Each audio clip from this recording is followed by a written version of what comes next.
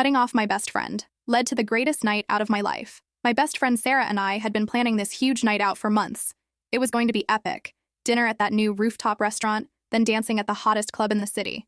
We'd bought matching outfits, booked our hair appointments, the whole 9 yards.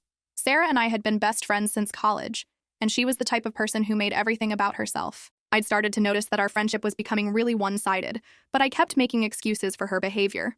But 3 hours before we were supposed to meet, Sarah texted me that she was bailing. Her ex-boyfriend had called wanting to talk, and she decided that was more important than our night out. This wasn't the first time. Sarah had a pattern of ditching me whenever a guy showed interest, and I was sick of being her backup plan. She'd canceled on my birthday dinner for a Tinder date and skipped my work promotion celebration for another ex.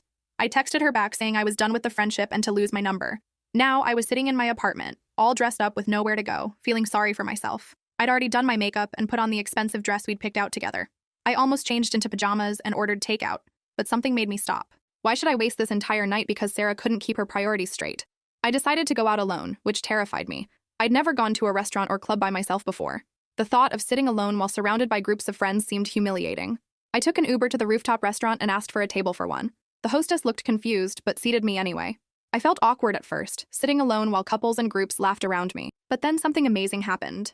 I actually started enjoying myself. Without Sarah constantly talking about her drama, I could actually appreciate the incredible city view and really taste the food instead of rushing through dinner to get to the next thing. The waiter, noticing I was alone, started chatting with me about the menu and recommended the best wine pairings. His name was Marcus, and he had this infectious laugh that made me forget all about feeling sorry for myself. When I mentioned I was planning to hit up the club next door, Marcus said his shift ended in an hour and asked if I minded some company. Normally, I would have said no. I was still hurt about Sarah and not in the mood to deal with random guys.